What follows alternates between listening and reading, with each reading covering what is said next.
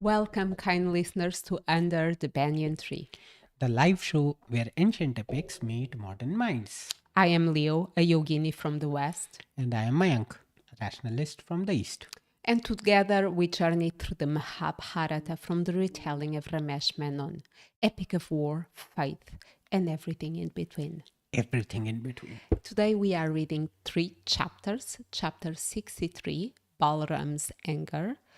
Chapter 64, Draupadi's anger.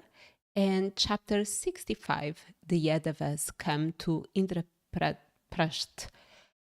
And we are looking for repercussions in these 3 chapters.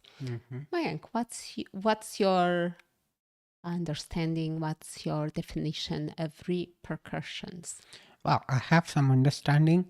I would just like to remind our kind listeners that they can go and check out our video, which is on the review of the movie Odyssey, and it has I think the story has a lot about repercussions. Yeah, Yeah. true. Absolutely. I agree with you. Yeah. So, with that, my definition for repercussions, I just wrote some haphazard things. One is consequences of your actions. They can be long term, indirect, and I have wrote things like first order effects, second order, third order effects, those kinds of things. Probably I will go through one example once Leonor shares her definition. I also believe it has more of a negative connotation and it is less predictable compared to consequences. Mm-hmm.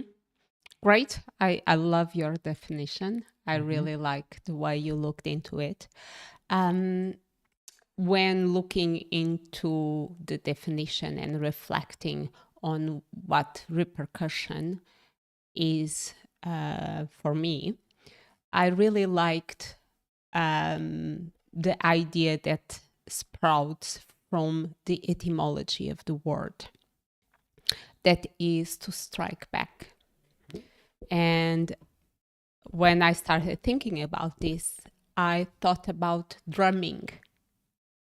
Drumming. Yeah, because the sound that you hear, it's a consequence of you striking the drum.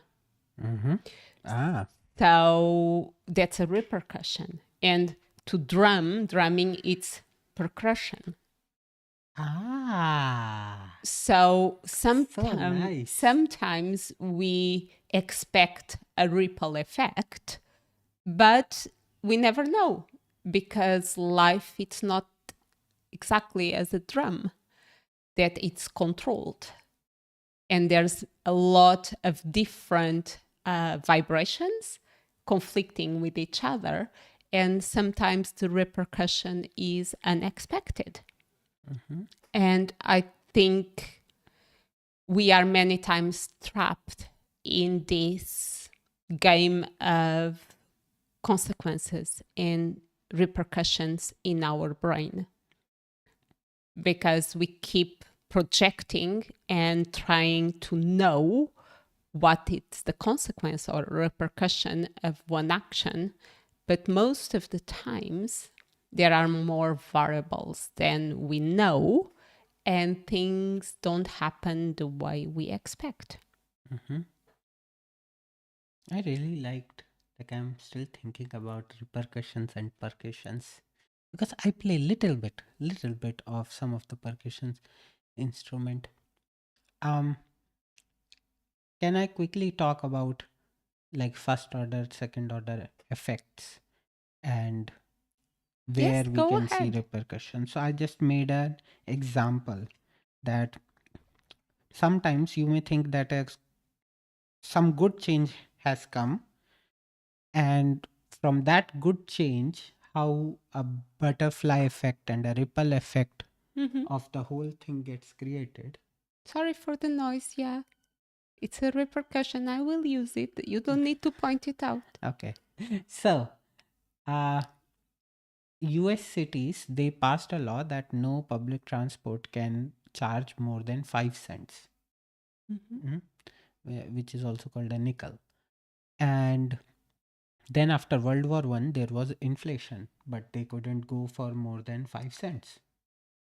Because of that, The way you told, I thought it was now, that nowadays. no, no, in the back in those 1900s. Okay. So now they cannot charge more than 5 cents. So they can't invest a lot on public transport. So the quality of public transport started getting worse. And during the same time, Henry Ford brought Model T, a much more affordable car. Mhm. So people became car dependent. Mhm. So the first order effect of all this was that the reliance on car increased, and people started considering the streetcars, the trams, as nuisance. These are halting us from driving freely. So they started removing the streetcar networks, the tram networks. And at that point of time, US was having the biggest tram network in the world. Mhm. The second order effect of this thing was that now, because there are more cars, people need interstate highways, and suburban housing became a thing. Mhm. The third order effect of this thing became that now there are no walkable neighborhoods. You have big shopping centers with big parking spaces, and you have drive through culture where you have McDonald's and other fast food giants coming up. The fourth order effect of this thing was that people adopted a sedentary lifestyle, and the obesity rates became much higher. I don't know if that's a stretch. Hmm. I think there's much more other variables from the five nickel from Yeah, the but one nickel to that's how the first sedentarism. order affects second order effects, because now in US, even if I place you in US, your step counts will come down because you don't have walkable neighborhood. Where will you walk to? So it's like India. No, India people still walk. I'm not saying that you don't walk completely. In smaller cities, you may be walking. But in India, you have dependence on motorbikes or scooters.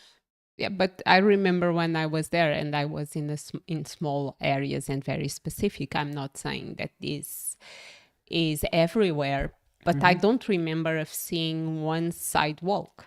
Yeah, there are none. And that's why India is also diabetes capital of the world. And just let me complete. The fifth order effect of the whole thing is developing suburban infrastructure makes requires a lot of money, which put the cities into debt.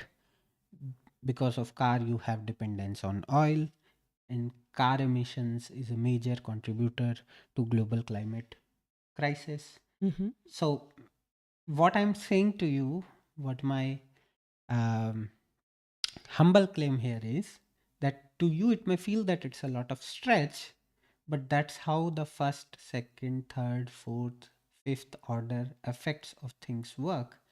And in this example, the fourth and fifth order effects are the repercussions of a policy. Like, no one thought in 1920 that we putting a cap on public transport will lead to a sedentary lifestyle in 2000s. That's what I'm saying. You don't start making a policy or a decision with this thing in your mind that, oh, ultimately it will have a bad effect. You always think that, oh, it will help.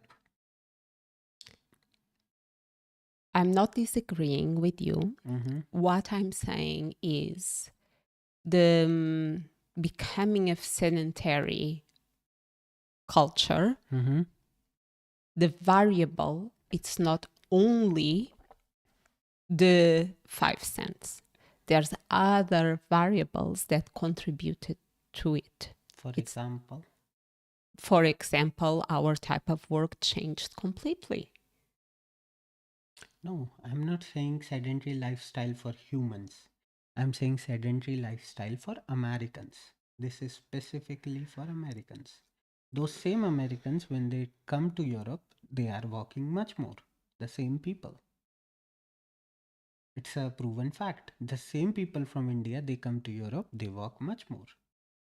Because cities are smaller. No, it's not just cities are smaller. Cities are walkable.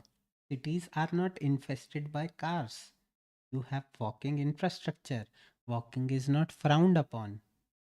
There is no concept of jaywalking in Europe, and jaywalking is a thing in US. What's jaywalking? Jaywalking is when you are crossing a road from not the designated zebra crossing, Mm-hmm. or like here in Europe, you cross and it's the car driver's responsibility to watch out for you.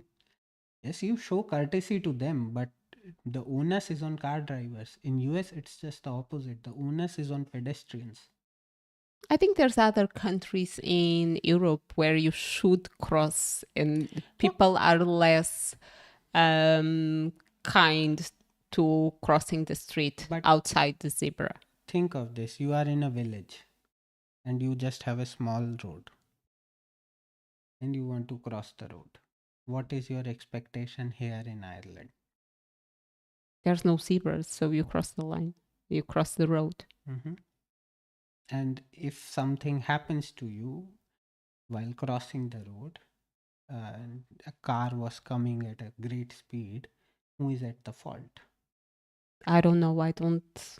Yeah. I don't have access to that information. I don't know. Yeah. So all I'm saying is that, and let's not dive deeper into this anymore.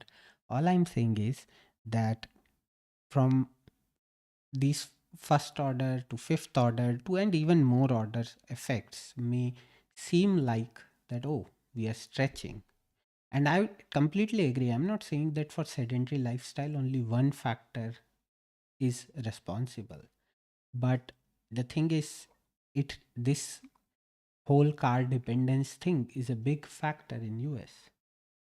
And when we come up with an idea, most of the times we don't think that it will have such long term effects or Mhm. it will have unintended consequences. I agree with you Yeah. in those regards. And those unintended consequences, especially the negative ones, that I feel can be classified as a repercussions. Absolutely. Yeah. So that was the example which I just prepared while reading about the theme this time. Great. So now you are ready to do the summary? Yes, please. Okay. Go Um, ahead. Chapter 63, we have Balaram's anger. So once Arjun abducted Subhadra or Subhadra abducted Arjun, Balram was all angry hearing this. And Krishna pacifies him with following arguments. He said, they are our cousins, think calmly. What if Subhadra went willingly with Arjun? Because our guards report the same. Arjun is the finest Kshatriya on the earth. Um, and therefore, his love for Subhadra is an honor and not an insult towards us. And indirectly, he kinds of hints that what if Pandavas defeat Yadavas, then it will become a major shame for us. So Krishna advised that we better send a messenger, get them back, get them married properly. And Balram heard all this and then eventually agreed.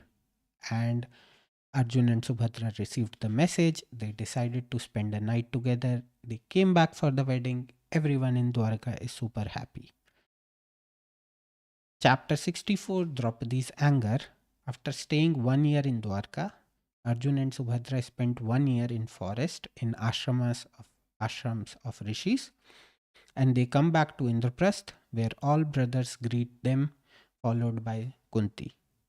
They all tell Arjun that Draupadi is furious, and when he went to pacify Draupadi, she closed the door on his face. On Kunti's advice, Subhadra went to meet Draupadi in humble clothes and offered Draupadi to become her friend. Draupadi's anger melted and she accepted her, and she also kind of forgave Arjun. Chapter 65, the Yadavas come to Indraprastha. Balram and Krishna, they come with 1,000 chariots, 1,000 horses, and 1,000 virgin maids as dowry to Yudhishthir.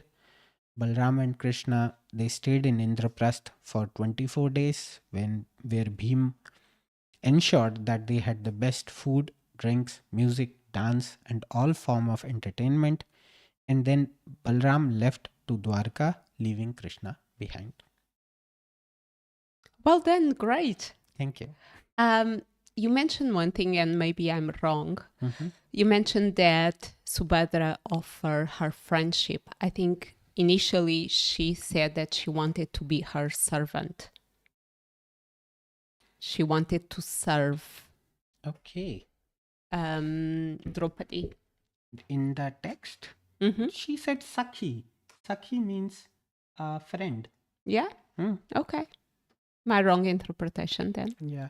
I think you probably are thinking of series where It she can be. offered that I want to stay in your feet. Because from here, what I remember is that she says, I want to be your Sakhi. Yeah. And Sakhi means a friend. So the person that took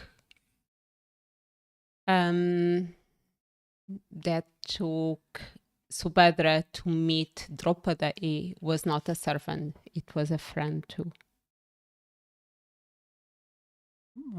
I couldn't understand. Because I think in the text it said that they call a Saki to take. Okay. To take. Okay. I think, yeah, maybe, and then that way you can be right. So the thing is, Sakhi is used for friend, for companion. And queens or princes, they may have maids which may be called their companions. Okay. So she's offering to become something like a companion, but probably a companion to a queen is kind of a maid. So in that interpretations, actually, you can be right. That's what I understood. And Yeah. and I think I know that it's a detail, but I think it's an important detail because it's a detail where Subhadra is saying, I'm not a threat. I'm below you. I don't want to be a queen. I just want to be close to you. Yeah. Yeah, you are quite right. The Sakhi took her to Draupadi's door. So, yeah, I think the author for sure here is setting that context. Yeah. Good. Good attention to detail. I totally missed that out. Okay. So where did you see repercussions in the text? I will let you start. I spoke for quite a while. And I know that you like to go in a linear No, you approach go. to the text. You go whatever. So I will way. try to follow that. For me, the first instance is about the guards.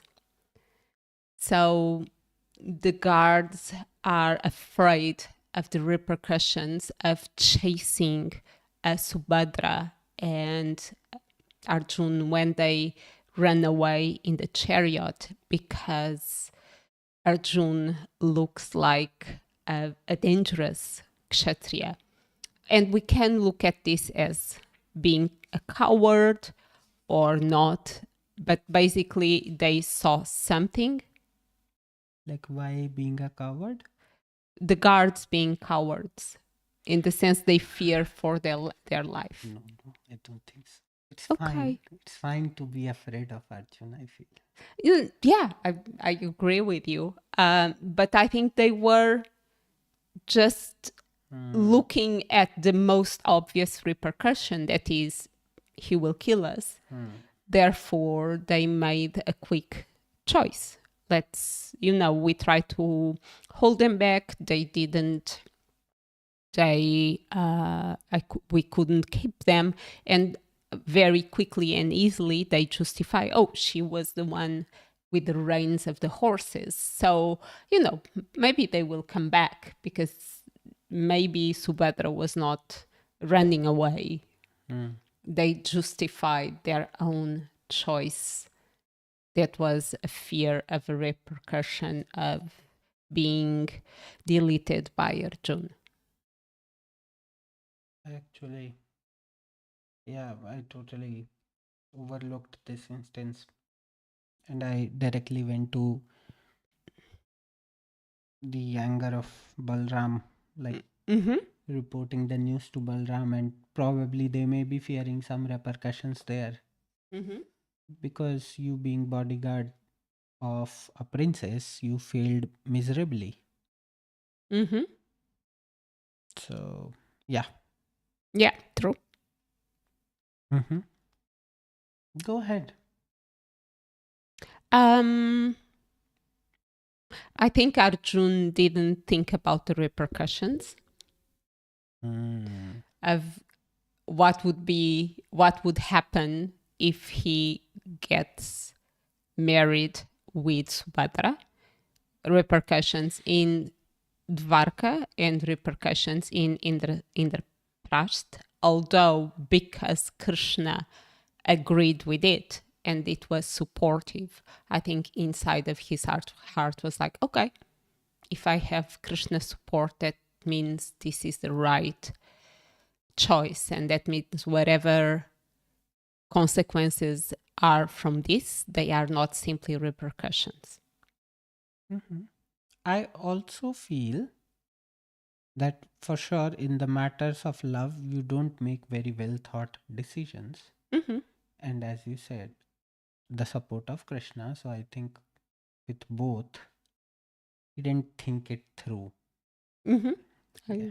Yeah, I agree with you. I Because agree. he thought of all those possibilities later. Mm-hmm. Yeah. Um, it was interesting to see the mitigation plan of Krishna when Mm. Balaram was all angry and he was like, okay, So in a way, Krishna was ready for the yeah, repercussions. he planned. He was very well planned, huh? Yeah, he is the architect of all of this. So, Yeah. But like I liked all his arguments, but mm-hmm. I liked the scene from the series where there were more people involved, not just Balram. A proper drama. Well, it makes sense Mm. to because there are other cousins. Mm-hmm. Suddenly they vanished. They are not at all um, interested. And second, taking away a princess is like taking away the honor. So it's a much more. It's That's what I noticed, that Balram is a being of simple and noble principles. It's like, oh, so Subhadra was not dishonored. Dwarka was not dishonored. I'm good. I'm happy. Let's have a wedding. yeah, it's very patriarchal mindset. No doubt about it. And I feel the whole idea of the wedding, Mm-hmm. the this the idea of getting wedded through abduction is a very patriarchal idea, no doubt about it. Mm-hmm.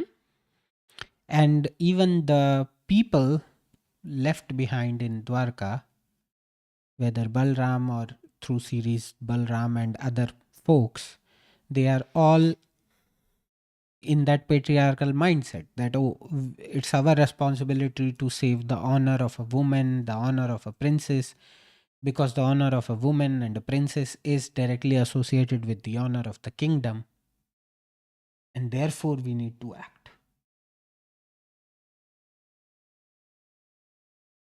What do you think? I don't think a reverse situation would have been.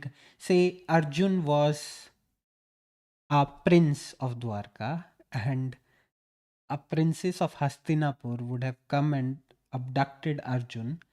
I don't think they may be thinking that, oh, we need to go for a battle against Hastinapur for doing this. Oh no, I completely agree with you. And sorry that I zoned out a little bit. I was just thinking about two things. Mhm.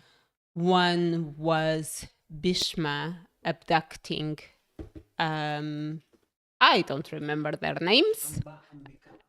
Yeah, so 3 um, brides from their Swayamvar,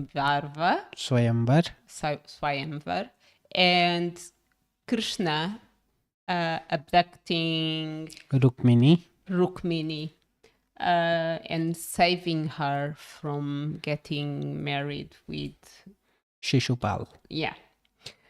So in a sense, it's a trend. And I completely agree with you. And I remember that Bhishma didn't suffer any consequences or repercussions directly from the state of his abduction. Quite the opposite. Well, in a way, there were repercussions for Bhishma later, no? But like you wanted then and there justice. Or what I saw was the father of the sisters, who was the king the father of the 3 sisters that okay. were abducted. He didn't do anything. He actually said, "Oh, yeah, now you don't have a place in my castle." Which father? Like the only guy who there was one prince. I'm forgetting his name. He tried to stop Bhishma, but I don't think we read anything from the father's side, or was it? I think there was a mention that she couldn't go back to her father. Okay. But anyway, this is just to validate what you said, that it's patriarchy 100%, and that we know. It's the context. It's the text that we have. Yeah. What else did you see in the text? I don't know. Like then I don't see it as a. Yeah, I don't know this decision of Arjun staying with Subhadra for a night. I am again not sure if he thought about any repercussions. He assumed that no one will mind it. But this was quite a. I would say for me it was a radical decision. I wasn't expecting anything of that sort in the text. Why? I thought that he will get an invite and he will say, yes, okay, I'm coming back. But why it's frowned upon that they stay the night? Because I personally believe that this idea of Gandharv marriage is in general frowned upon in the society. And everyone in Dwarka would have preferred a proper marriage. They got a proper marriage. They got it. But you are supposed to spend the night together after the proper marriage. Proper wedding. Patriarchy again. Yes. Like I'm saying. I'm happy that he said, no, we are staying one night behind. Yeah, that's why I'm saying that I was surprised to read it because I wasn't expecting that. It went against my usual expectation of this this setting where I'm expecting things to happen by patriarchy, but this was something which wasn't in that spirit. And I like it. Yeah, it's a pleasant surprise. I'm not saying it's. But I also feel that, I don't know, it could have landed badly. So I think here also Arjun didn't consider. I don't think that he was like, I want to do this. And he was just infatuated. Yeah, I don't think he was like, if anyone would oppose, I will destroy them and I am Arjun or this or that. He didn't think of anything of that sort. He was like, I'm in love. This is my lady. I want to be with her tonight. I agree with you. He didn't think it through. Yeah. But did you... Well, I made a note that Balaram, on hearing Krishna's arguments, he evaluated the consequences and repercussions well. Yeah. And he actually chose a better path. Mm-hmm. So that whole ego thing, he didn't let it No. cover his Perception. and choices. And that I find in a way quite respectable. That you are furious and angry. I think it was a brilliant part of the text, because not everyone is capable of saying, yeah, I'm wrong, you are right, even if I know that you plan all of this. But yeah, in this circumstance, you are right, I let it go. And now I remember something which you said yesterday, that no one tried to reason with Draupadi. So we kind of see two kind of pacifying techniques. One is to reason, which worked for Balaram.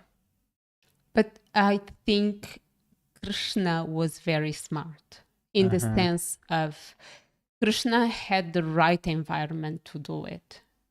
He brought him and they sat watching the sea. So just sitting there watching the sea, it's already a calming environment. Yeah. And he was not facing Arjuna. He was outside and hearing what happened, going through the facts, while Draupadi, it was in a completely different set.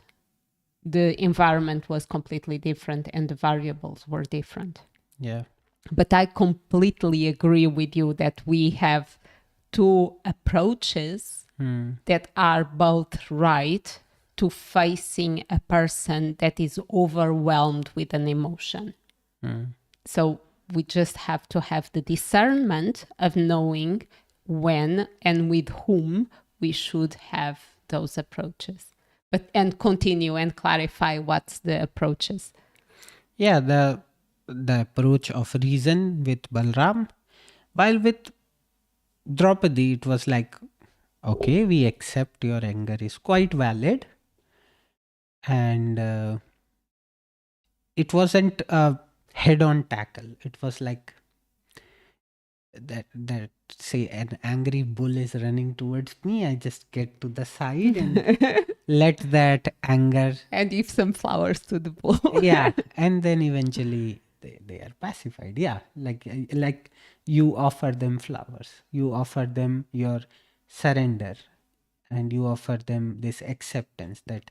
And I think now that you are thinking, and I agree with you,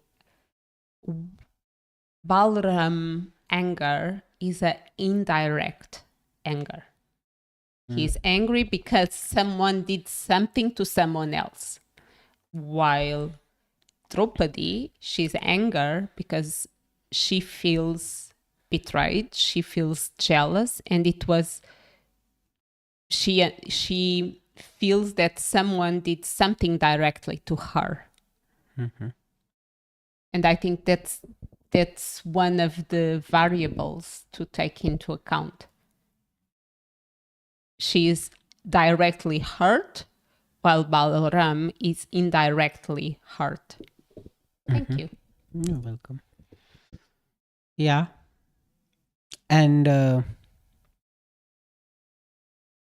For her, it's much more personal than it's for Balaram, I think. yeah, I also feel that for Draupadi it can be an accumulation of feelings for last 12 years. It's the third woman at least. It's the third woman. He went out on a very flaky reason 12 years back.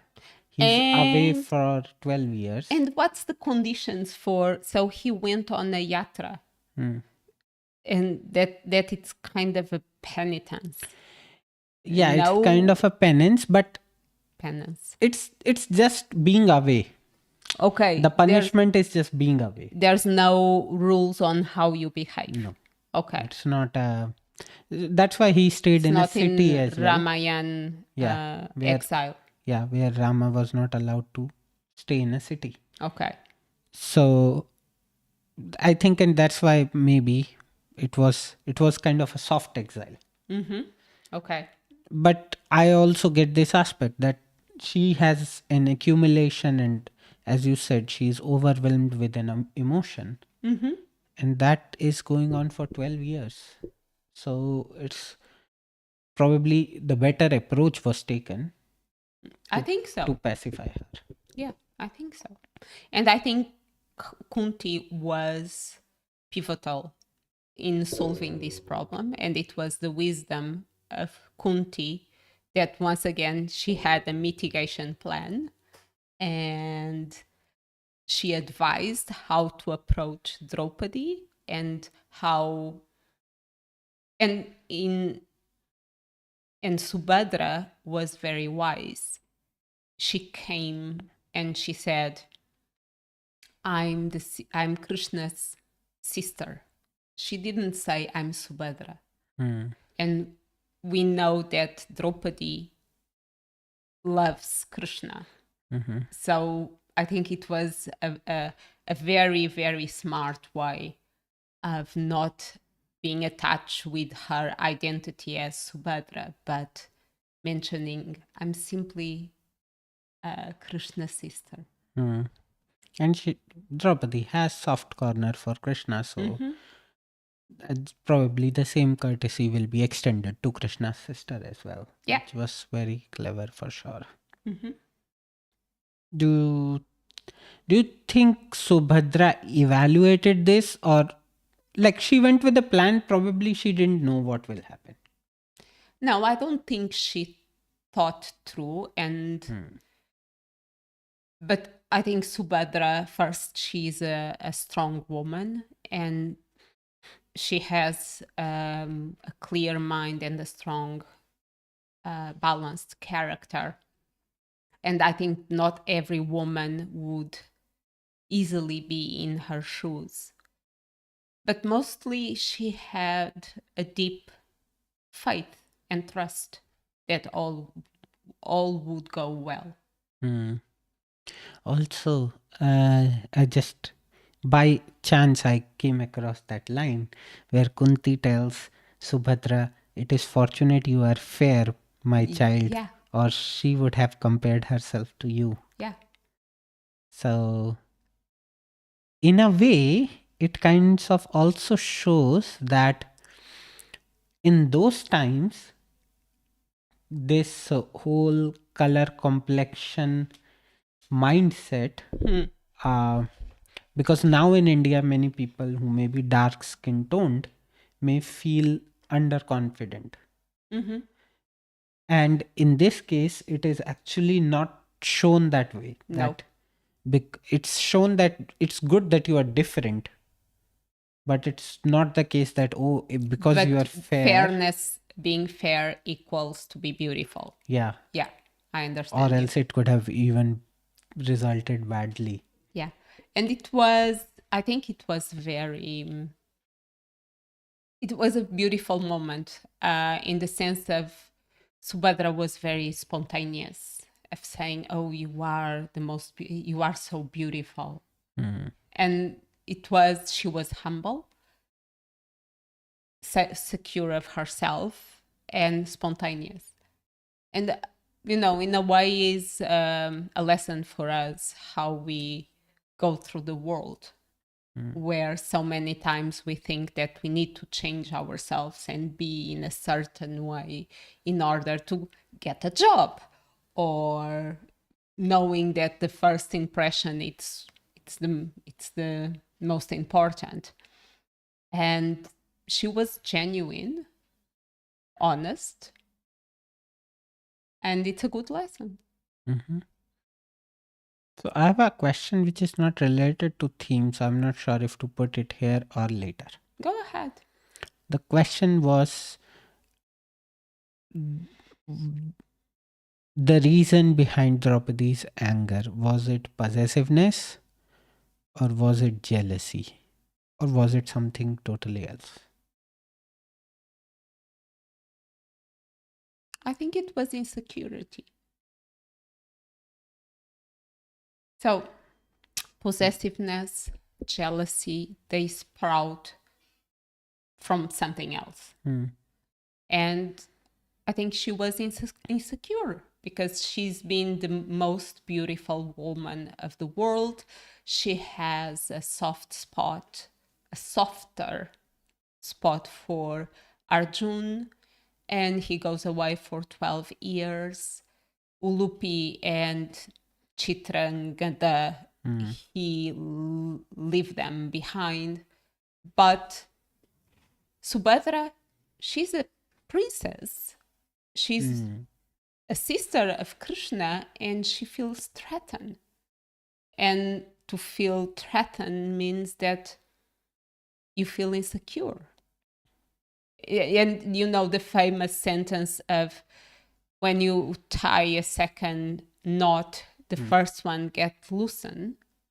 She's basically afraid of first losing the relationship that she had with Arjun and to lose the position as the queen of Indraprastha. Do you think she is worried about being queen? I think she's a pride woman and she does not want to be second in anything. She's a daughter of fire. She's proud. She is regal. And it's not about the position itself. It's about being second to someone else. Yeah. And I think all of that comes from insecurity. Okay. You are only jealous if you are insecure about the relationship and about your position in the relationship. Makes sense. You are only possessive about something if you are afraid to lose it. And why you are afraid to lose it? Because you feel insecure. But I will you have can't to lose anything because you don't have anything. Nothing belongs to you.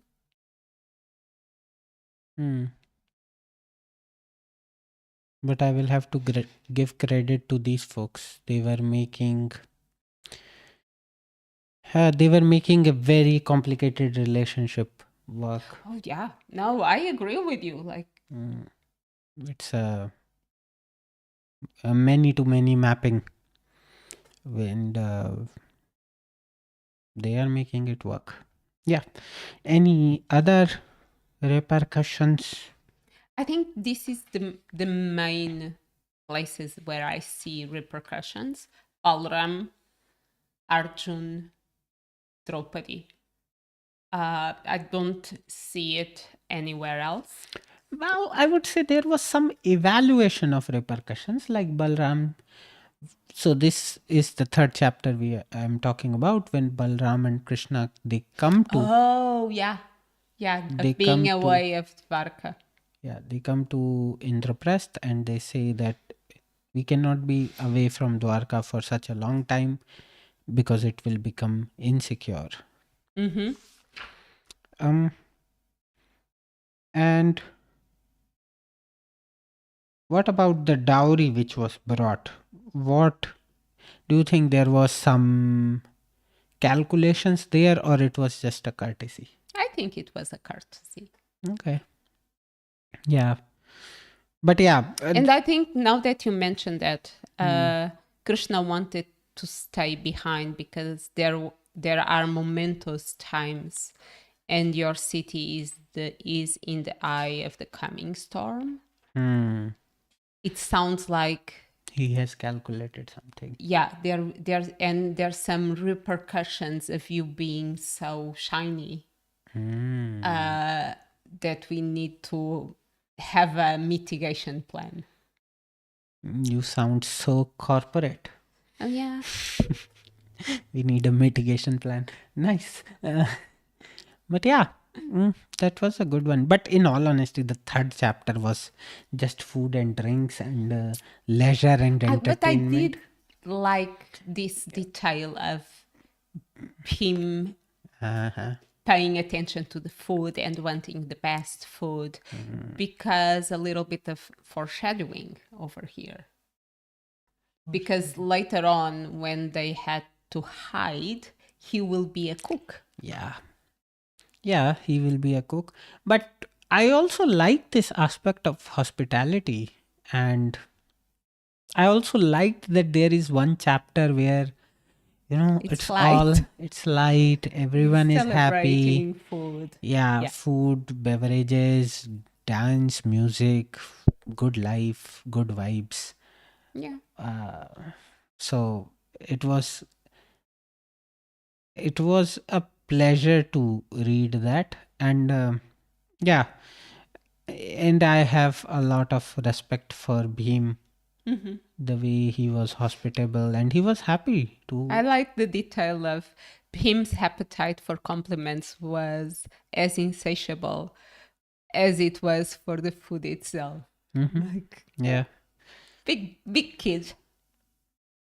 Yeah, and I think, I don't know, like if you, like, say, it's very much like when you bake a cake Yeah. and it lands well. You like it when people are telling you that, oh, it's amazing. I think it's not about it's about I given something good to people. Yeah.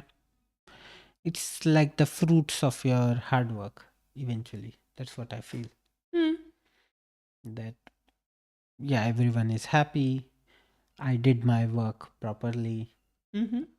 I'm happy that I put so much effort in this. And I think offering food is one thing where the gratification is quite instant.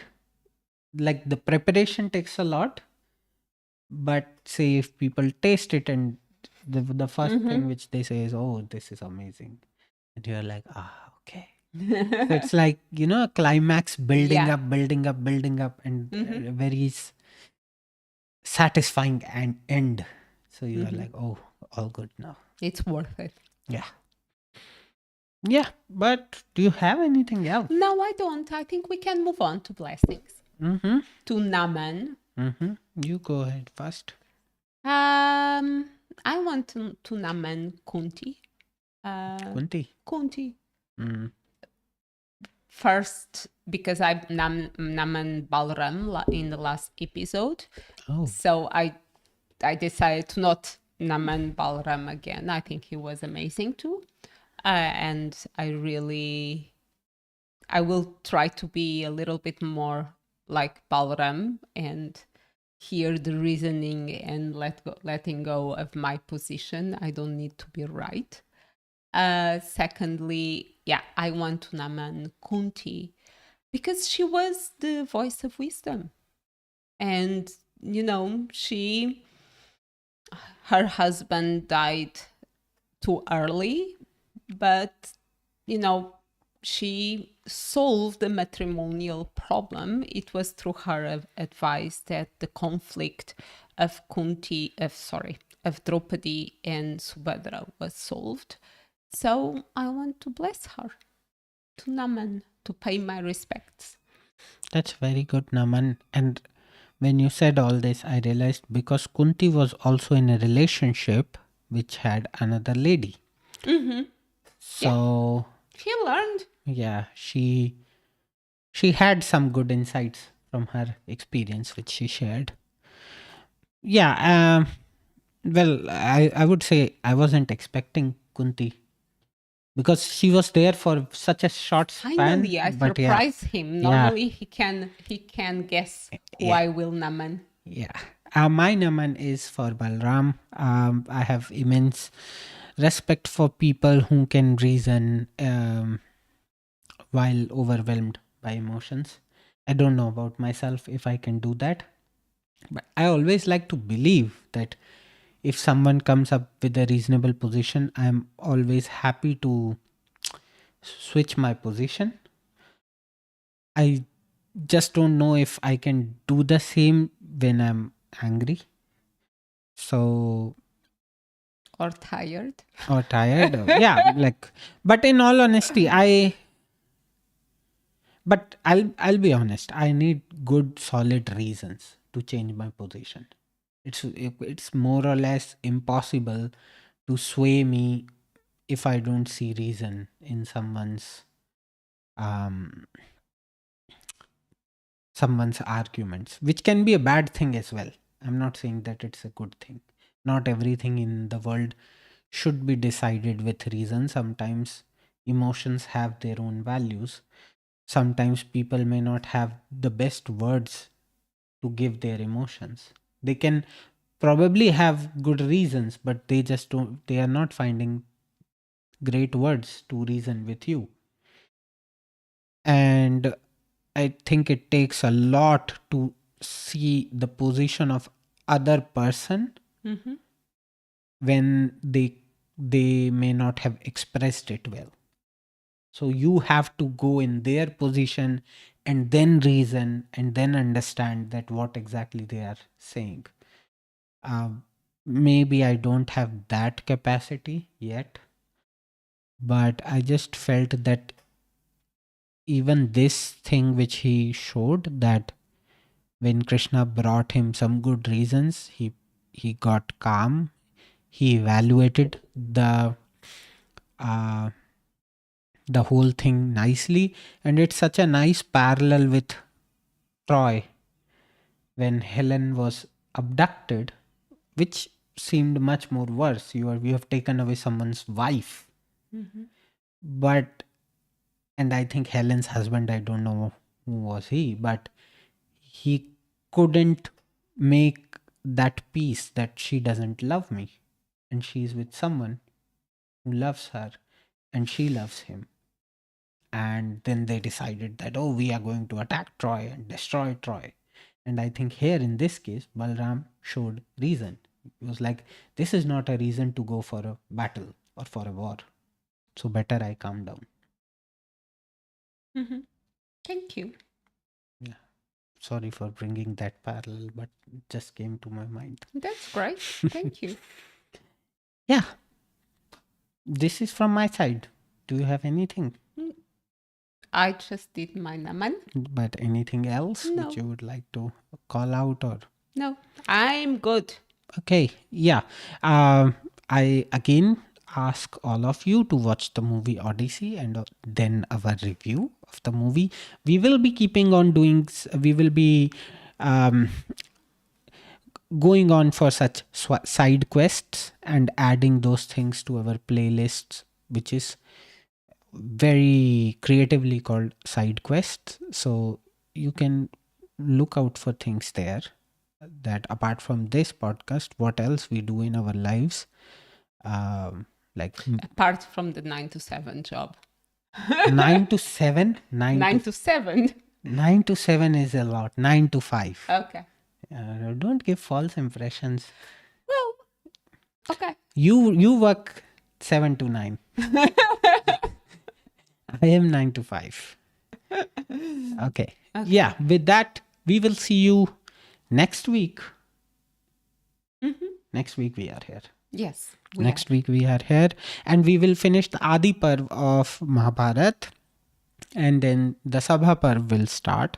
So next time we are going to cover 2 chapters. So the Adi Parv will come to an end, and see you next week. Namaste. Namaste. Thank you. Bye.